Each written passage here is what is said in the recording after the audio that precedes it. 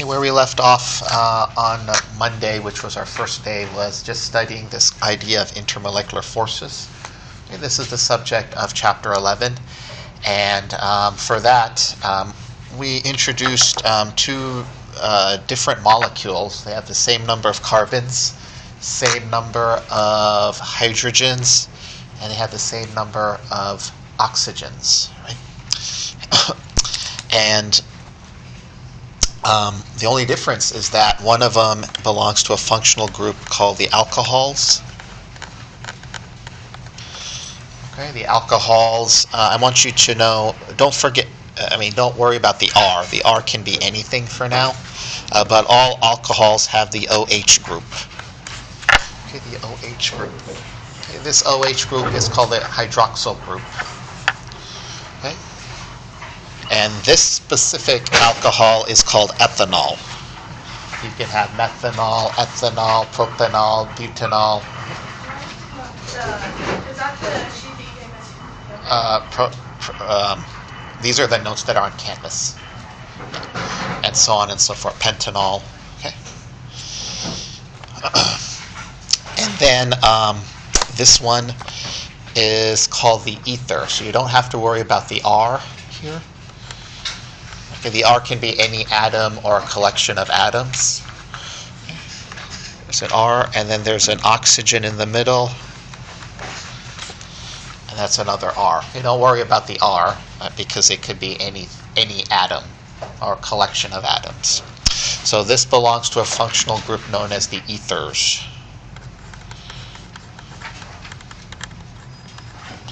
The ethers. So speaking of that handout,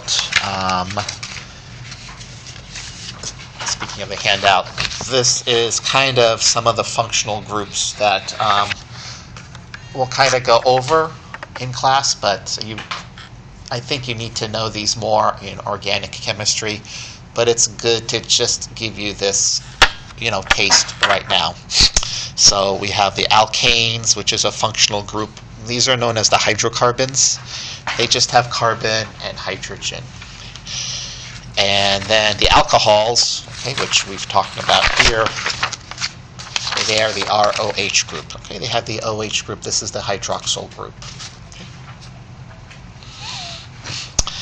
And then the ethers, I do not know if the ethers are here, but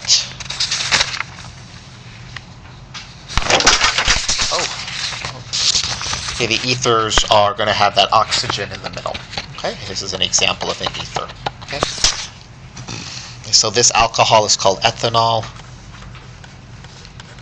and this particular ether is called dimethyl ether. Okay.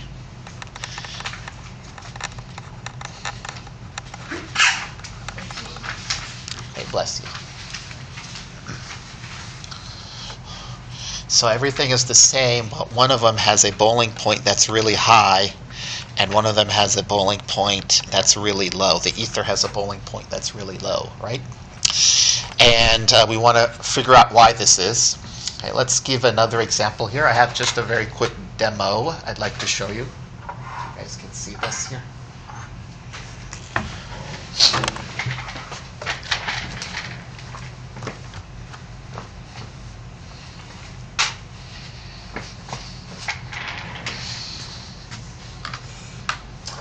So I just have some oil.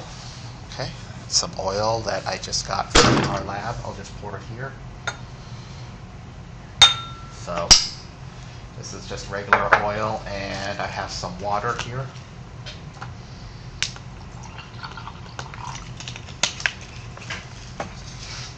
Okay, and then let's mix it up.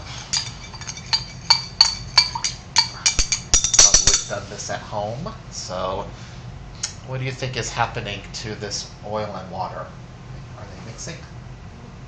You probably had salad dressing on your salad, right? So you can see here that no matter how much I agitate it, no matter how much I stir this, the oil seems to want to get with the oil, and the water seems to want to get with the water. So this is an oil-water mixture. We actually call that, there's a name for this, and that name is called immiscible. Okay, have you heard this term before, immiscible?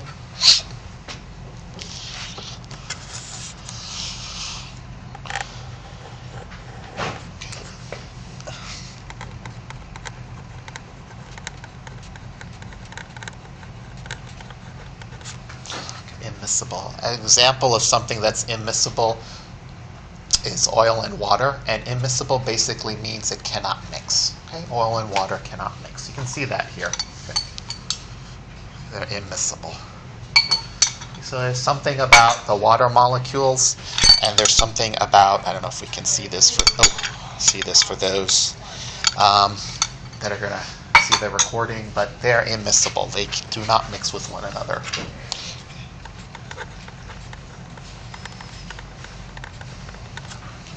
So something about the water molecules make it want to associate with the other water molecules.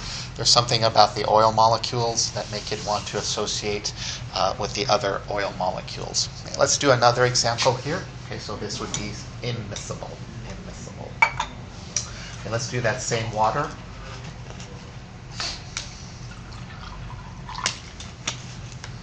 Okay, I'm going to add some alcohol to this. Okay, this one is called isopropanol. Okay, it's a different type of alcohol, but the functional group is alcohol, right? Okay, so we'll add not water and oil, but water and this alcohol. Let's see what we get.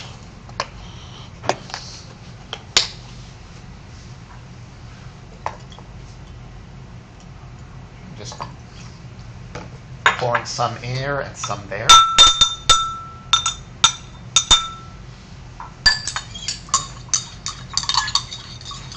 And what do you guys see here? I'm adding two liquids together. One of them, oil and water, is immiscible. That's the term we used. What about this? Do they mix together? Looks like it. Looks like it, yeah. So the water can associate with the isopropanol. The isopropanol would like to mix in with the water. Okay, we will call that miscible. Miscible. Okay, so two liquids that come together and seem to be homogeneous. Okay, that's called miscible. So we're going to call one of these miscible. Which one? We'll call the water and ethanol miscible. Which one would be immiscible? Correct. Okay, immiscible. So these are two words I'd like for you guys to know. Miscible and immiscible.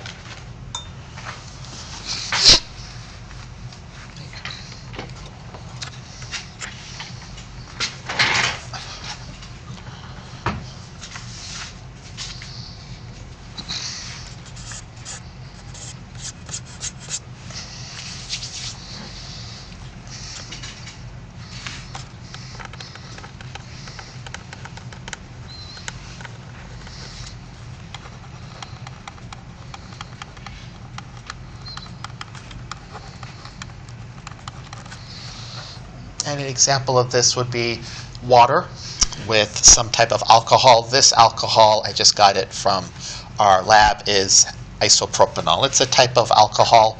It just has a different structure than ethanol, but the same group, same functional group, and that functional group is the alcohols.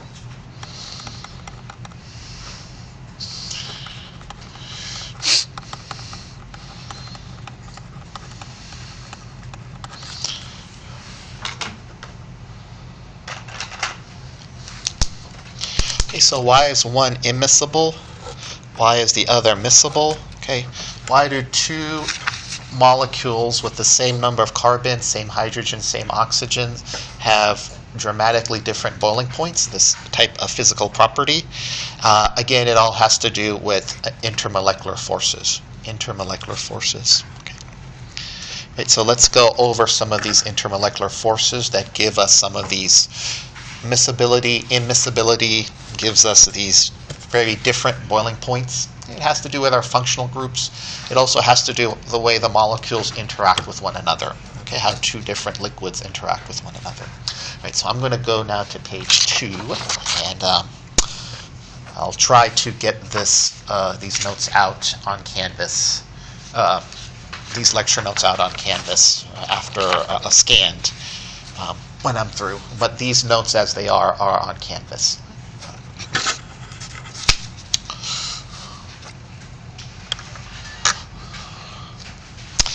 Right, so there's three states of matter: solid, liquid, and gas. We're really going to focus on liquid intermolecular forces. Okay, but realize a gas can interact with a gas differently. A gas can interact with a liquid differently. A liquid can interact with a solid differently. Okay, a liquid can interact with another liquid differently. So they all interact differently. But we'll focus on liquid for now.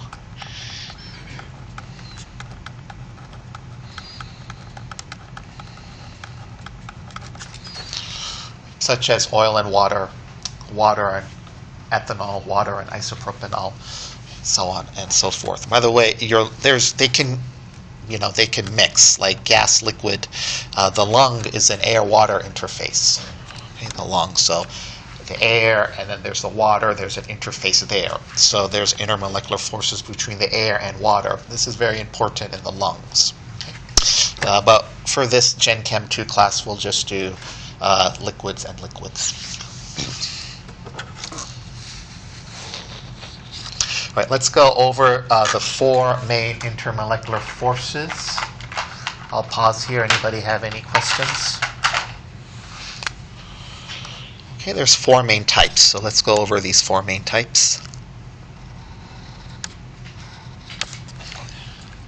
All right, this one has it from strongest to weakest. Okay, strongest to weakest. Okay, the strongest intermolecular force, the very strongest, would be ionic. Okay, this would be between two ions. Okay, it's a full charge that's interacting with the full other charge, a full negative interacting with a full positive. So, very classical example of an ionic compound. Everyone should remember, or maybe have been exposed to this in Chem 1, would be sodium chloride, right? Sodium chloride is nothing more than a sodium ion interacting with a chloride ion. This is the full charge of the sodium ion with the full charge of the minus of the chloride ion. Okay, it's a full charge interaction. So when you have full charges interacting, positive attracts negative. So when you have those full charges, that's an ionic bond, and it's very strong. Okay, it's very, very strong. Okay, so we will call this a strong intermolecular force because it's the full charges interacting, not partial, but full.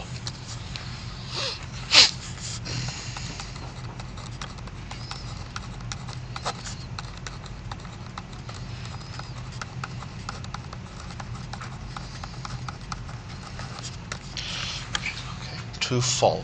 That full positive charge from the sodium ion is attracting the full negative charge of the chloride ion. So this is a strong intermolecular force. So if you were to predict the boiling point for an ionic compound like a sodium chloride, what would you predict it to be, high or low? It's a strong intermolecular force, the strongest. How much energy would it take to break apart this sodium chloride? A lot or a little? Right, so we would predict anything that you see that's an ionic compound will have a very large boiling point. Energy to, vaporize it or break off. Okay, what are you breaking apart?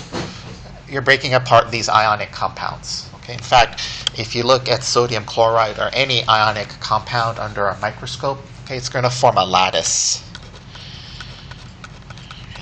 array. So these are not solids, but they have that construction almost like a solid. It's an ionic compound. But for now, I just want you to recognize, and you're right, Asia, okay, this will have a very high boiling point.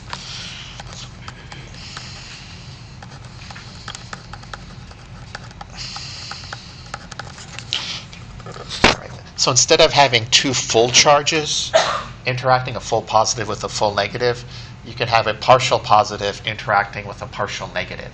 Okay, partial positive interacting with a partial negative. Okay, we call that polar. Polar molecules held together by dipoles. Bless you. Okay.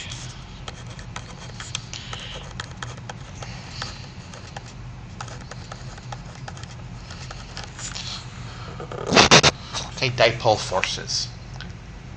So this is not two full charges interacting, it's partial charges interacting, a partial positive with a partial negative. Okay, so these would be not two full that you see in ionic, the full positive and the full negative. It would be a partial positive, or I should say partial charges interacting.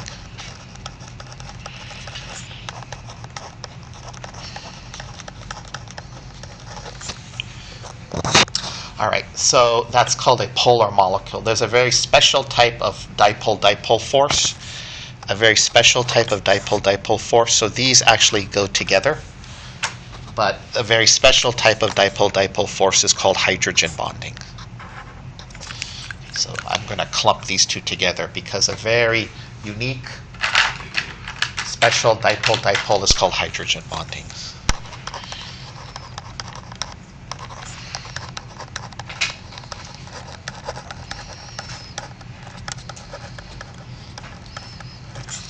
Right. A special type of dipole-dipole force is called hydrogen bonding.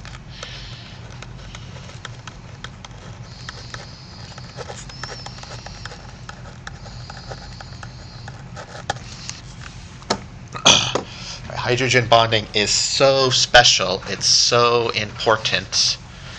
Okay, let me hold on 1 second here. Do I have it? Yeah. Okay. Here you go.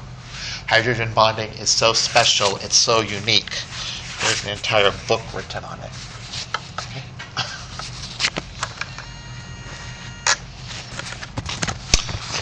An entire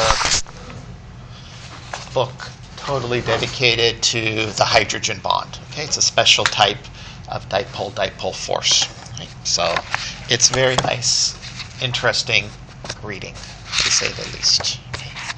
So how many pages do we have dedicated just to the how many pages do we have just to the hydrogen bond? Okay, this book has about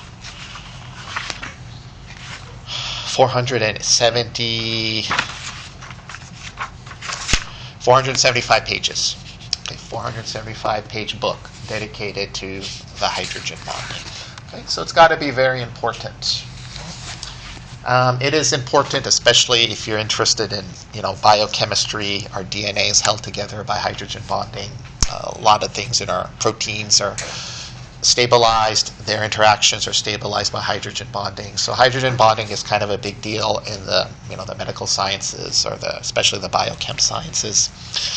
And so one thing I want you to know, it's a very special dipole-dipole force, and it involves three main functional groups. Okay, so this is really what you need to know for hydrogen bonding. You're going to look for an OH.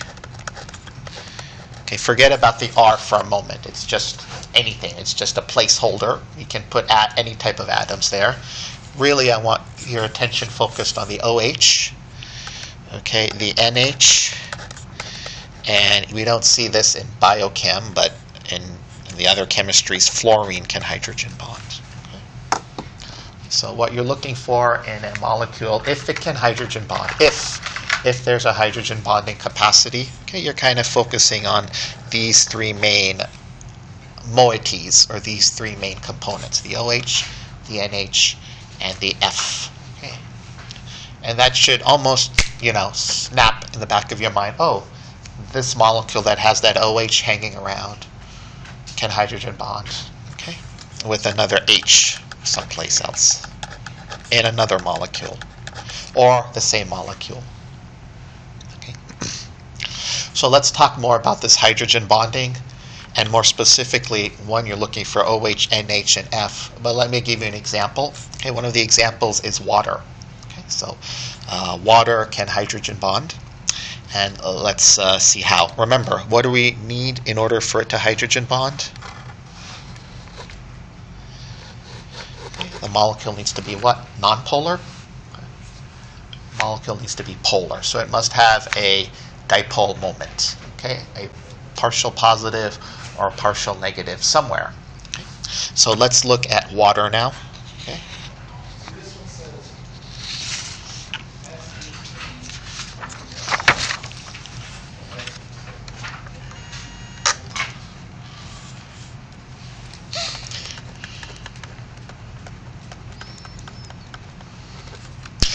water.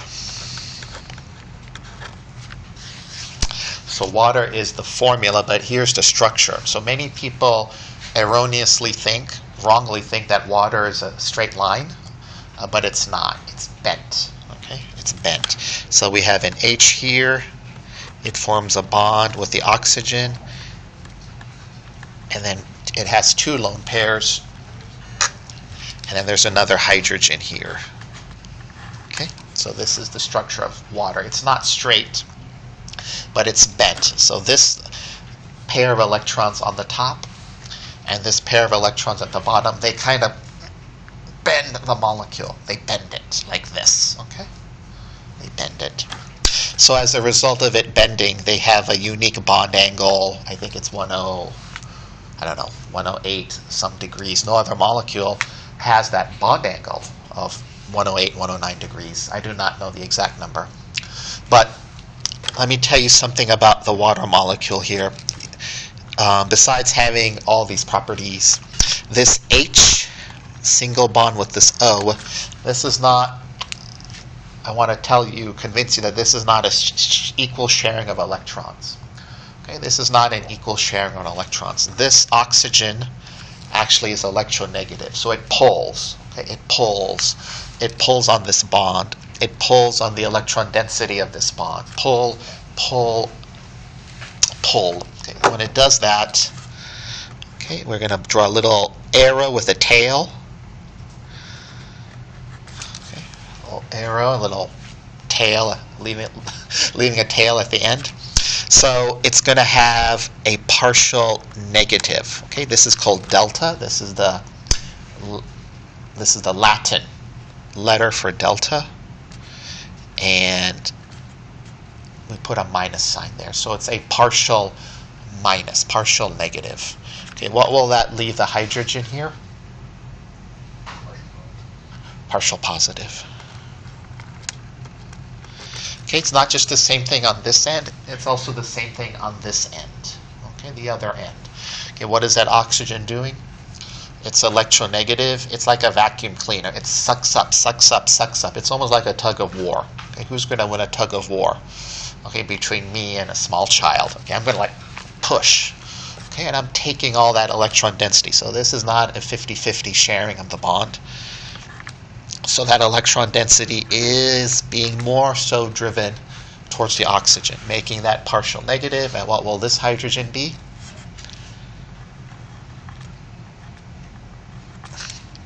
It will be partial positive. All right? Not full. Okay, but what? Partial. All right, what will this partial positive do? It can interact. What can it interact with? Other polar? Yeah, very good. Okay.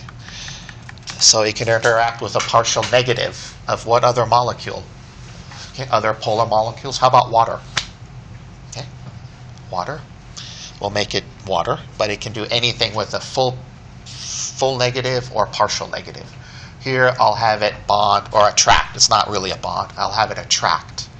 So a partial negative of water. So like that.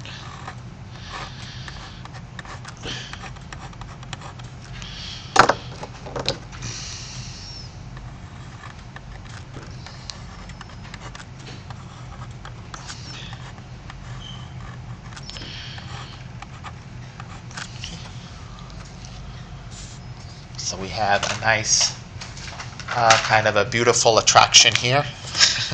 I don't know if beautiful is the right word, but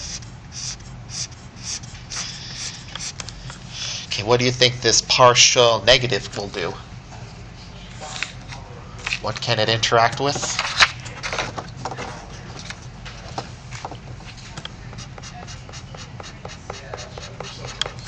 What can that partial negative interact with? How about a partial positive of what molecule? Another polar molecule? Or a full positive? But let's have it interact with another partial positive of another water molecule. Can we do that? Definitely can. So let's have this partial negative attract to the partial positive of another water molecule. Okay, let's draw that.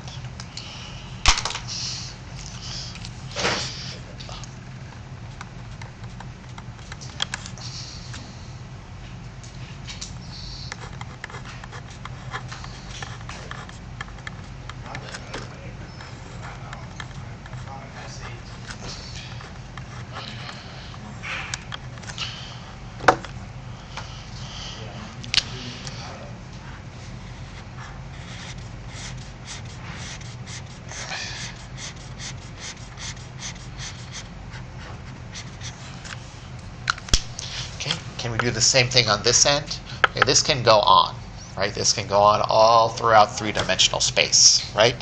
So you can have a hydrogen bond. This can hydrogen bond. Maybe you can have another hydrogen bond here. So all throughout three-dimensional space, this hydrogen bonding network can occur. Okay, why did I say hydrogen bonding network? Okay, is water polar? Okay, water is polar. Okay, why is water polar? Because if you look at the water molecule, there's a partial positive and a partial negative. Okay, is it polar? Yes. Can it hydrogen bond? Okay, what do we see in the water molecule, or what do we look for hydrogen bonding? OH, NH, or F? F is fluorine. And do we see OH, NH, or F anywhere in the molecule? Yeah. Okay, so not only is it polar, but what else can it do? Not only is it polar, but what else can it do? Yes, good, very good. Not only is it polar, but it can hydrogen bond.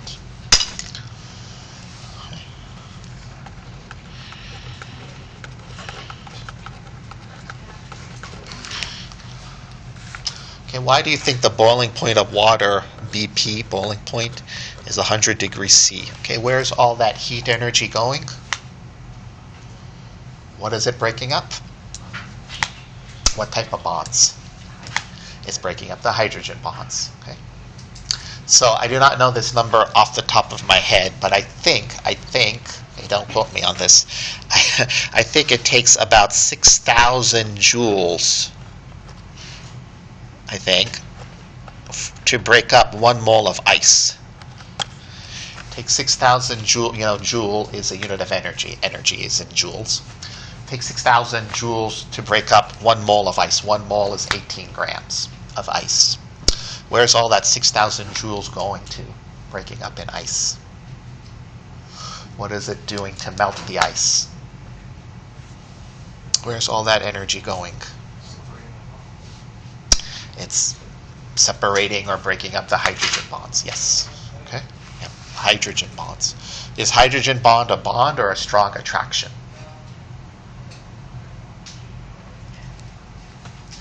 Hydrogen bonding a bond or a strong attraction? What do you see here?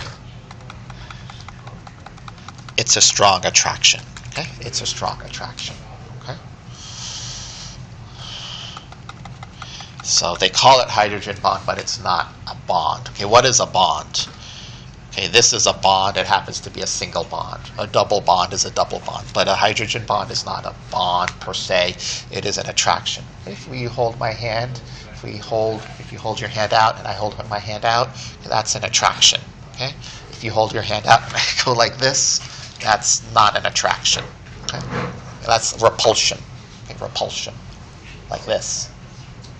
So the hydrogen bonds are the possibility of the strong attraction, or yeah, it's a strong attractive force. This is a bond. This H is forming a bond with oxygen. because you said it was like 3D or something like that, Yeah, the hydrogen bonding can occur in 3D because not only the hydrogen bond can occur here, and here can go above, it can go here, it can go behind. It's all in. It's so all. it's kind of like a possibility thing too, of like what could happen with that oxygen or with that hydrogen. Right. Yeah, but you're looking for OH, NH, or F, and then there's the possibility of hydrogen bonding. Yes. OH, NH, or F. And like you said, who's that? Are you Michael? What's your name? I didn't get your name, I'm sorry. Alex? Okay, I just want to call you out. That's in the right way, that the 6,000 joules is breaking up this hydrogen bonding network in ice. Okay, if you look at ice, it's all hydrogen bonds all over the place. Okay, right? Oh, it's like a network.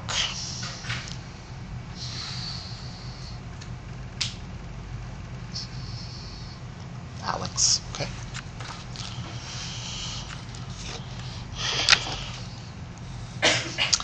All right, so that's hydrogen bonding. Is hydrogen bonding type of polar molecule? Is it a special type of polar molecule? Yes, yes, okay. Let's look at ether here, dimethyl ether.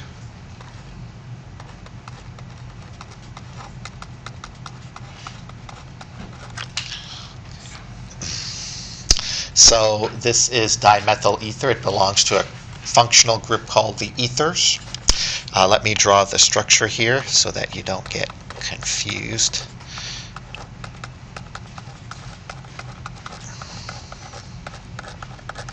Right, let me ask you this question. Is this dimethyl ether, is it polar?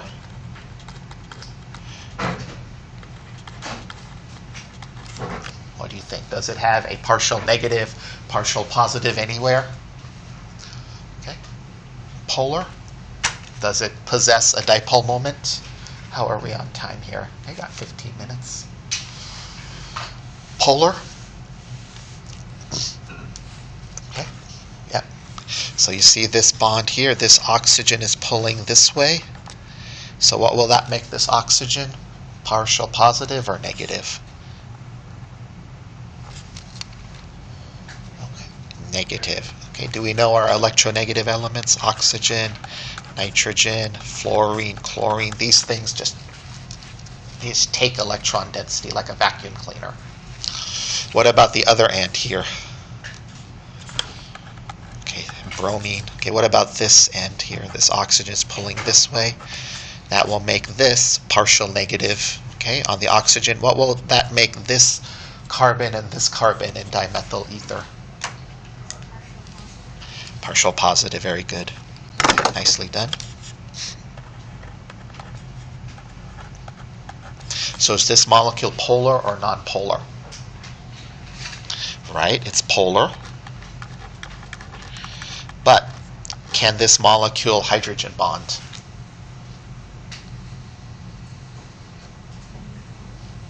No is the right answer. No. This molecule cannot hydrogen bond. Why is that? Why is that the right answer? Oxygen and hydrogen isn't together. We do not see an OH, NH, or fluorine F anywhere in the molecule. Okay, so this is polar, but it cannot hydrogen bond. So what would you predict its boiling point to be? Higher or lower than water? They're both polar. Lower. Why is it lower? It's polar. But why is it lower? It cannot hydrogen bond. Very good. Okay, see that? It's polar, just like water. Okay, it has these electron suckers. Pull, pull, pull, pull, pull. Oxygen, nitrogen, fluorine, chlorine, bromine. Basically, the halogens. These are called electronegative. Have you heard that term? The electronegative elements. Pull, pull, pull. Like in a tug of war, they always win for that electron density. So yeah, we would predict the boiling point of dimethyl ether to be less than the boiling point of water because this can hydrogen bond, this cannot hydrogen bond. Both of them are polar. Okay. Let me give you another molecule here. Have you heard of carbon tetrachloride? Carbon with tetra is four chlorines.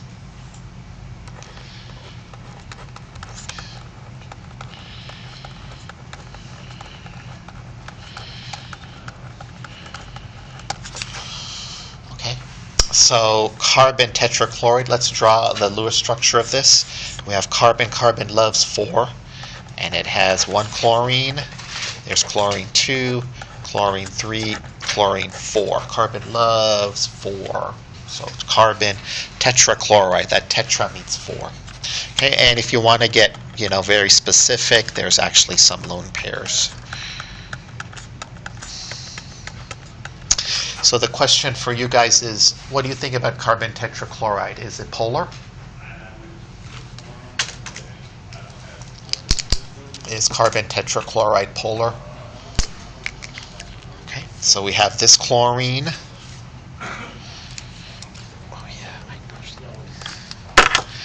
Okay, we have this chlorine pulling up. That makes the chlorine partial negative. Okay, this chlorine is pulling down,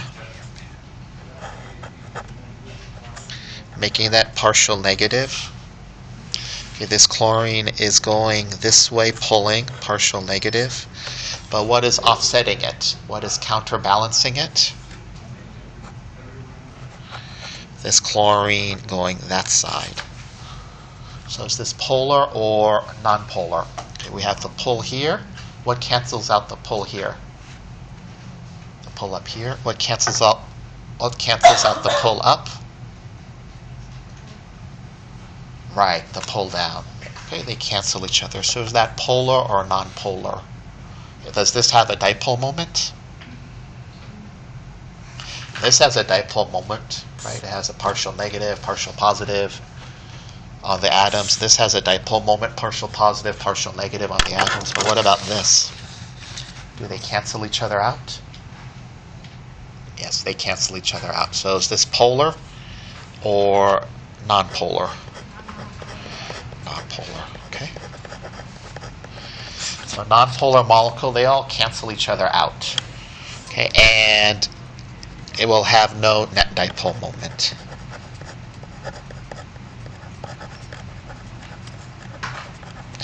Okay, what would you predict the boiling point of carbon tetrachloride to be? Higher than dimethyl ether and higher than water? What would you predict that to be? If we were to predict the boiling points. Okay, what would be the highest? Water with the hydrogen bonding, yeah. Okay, what would be the second highest? Which one? The dimethyl ether. I'll just call it ether, okay? Because it's polar, but it cannot hydrogen bond. What would be the lowest? Okay, the nonpolar molecule would be the lowest boiling point. So we go from highest to lowest in terms of boiling point. Most nonpolar molecules are held together by the weakest intermolecular force. The weakest intermolecular force. And the weakest intermolecular force is called dispersion. Okay? Held together meaning it's very weak. It's like very loosey-goosey. Okay? By the IMF. Okay, IMF means intermolecular force. And the name of that intermolecular force is London dispersion forces. Or I'll just call it dispersion forces. Okay, it's very weak. Okay, we're talking about our non-polar molecules. Okay, like carbon tetrachloride. So the weakest one is going to be the dispersion forces, or London dispersion forces. That's the name given to it. So with London dispersion forces, I just want you to know it's the weakest. Okay, and we want to look for non-polar molecules, like carbon tetrachloride, which you correctly identified as non-polar.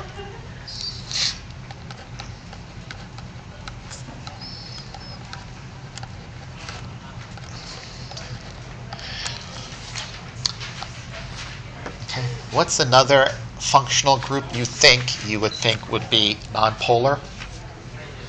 Let's look at our list here. What do you think? It's right in front of you. What functional group, nonpolar, held together by dispersion forces? would be the alkanes, the hydrocarbons. Okay, there is no electronegative elements here. So these are all held together by dispersion forces. Okay.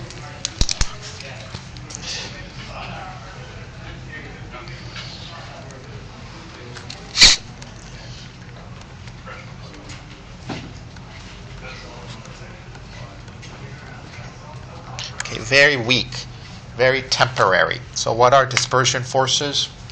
You know, a molecule has electrons, an atom has electrons, right?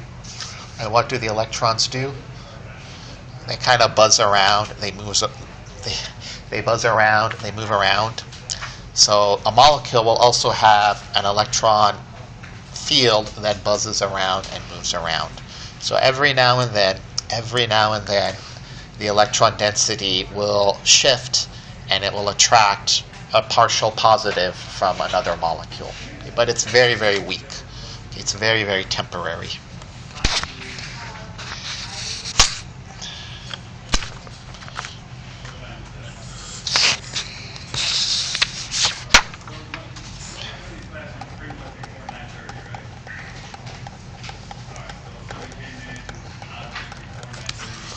Intermolecular forces by temporary circulating electron clouds, so that you have a very, very fleeting, very temporary partial negative on one side of the molecule, but then it quickly moves away because electrons buzz around a molecule.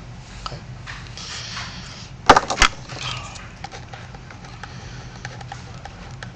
So, some keywords I'd like for you guys to know is temporary, weak intermolecular forces between two molecules.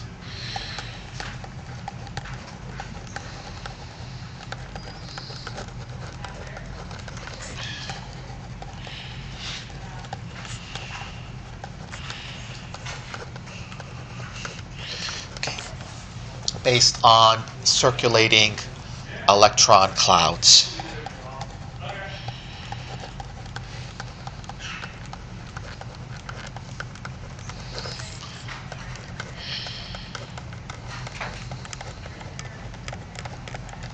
So temporary, very fleeting.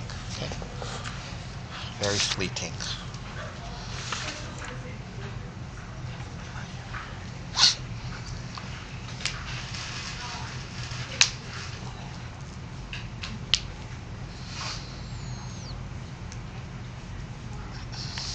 Very, very fleeting.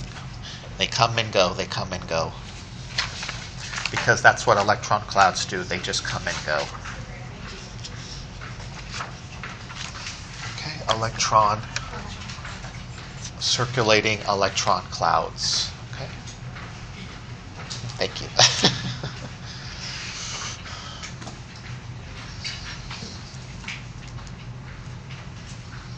So what do we associate, or what would I like for you to associate with dispersion forces? What type of molecule? The nonpolar molecules. Okay. These are. Have you ever worked with pentane or any of these molecules? They just go away, okay? Because the intermolecular forces are so weak. If you take butane from your cigarette lighter and it go like this, it's just gone. It's just gone like this. Okay, have you noticed that? Maybe you notice that if you smoke and play around with the butane, but if you don't, these alkanes will just go away. They'll evaporate very, very fast. Why? Because their intermolecular forces are so weak. Okay, their intermolecular forces are very weak.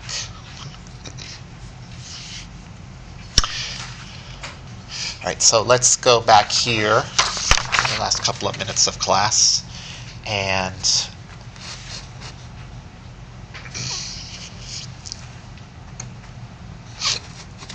so which do you think would have the highest, well, let me ask you this. Okay, why would ethanol have a higher boiling point than the ether?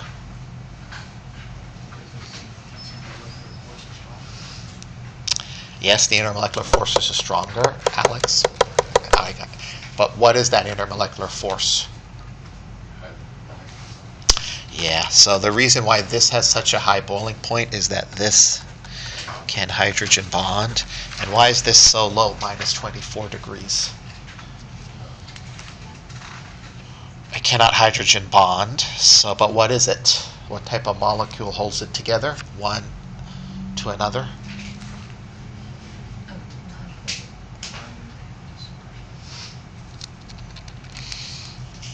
What type of molecule is dimethyl ether? Right, very good, polar. Okay, very good, polar. Okay, that oxygen is electronegative. Okay, it poles.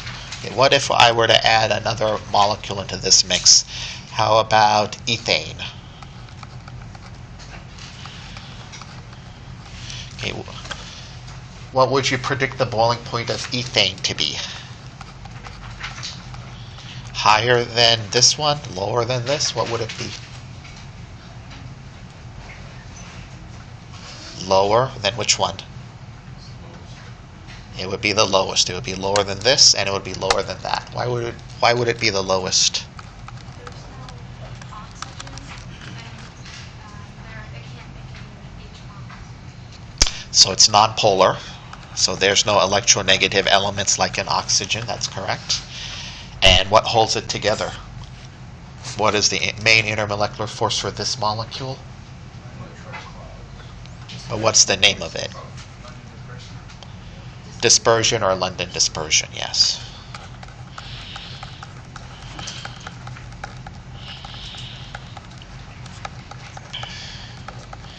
So this would have London dispersion, IMF. So this would be the lowest, this would be the highest, and this would be somewhere in the middle. So this, believe it or not, would boil even below, further below minus 24 degrees, okay? Because it's held together by London dispersion forces. All the alkanes are like that. Okay? All the hydrocarbons. So what are the alkanes? Methane, ethane, propane, butane, pentane, hexane, what else? Septane, octane, okay, so on and so forth. All right, let's continue with this on Friday. Okay, so the lab will just meet here for 30 minutes, the orientation.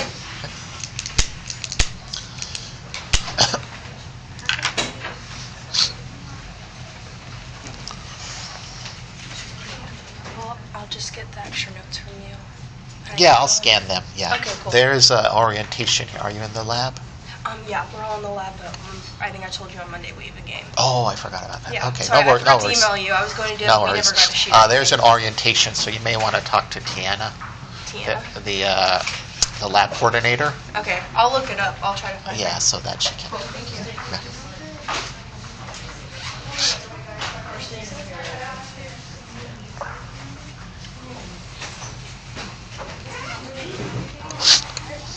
All right, I'll see you all here at 2 o'clock, and it should take no more than 30 minutes, okay? Just basic stuff.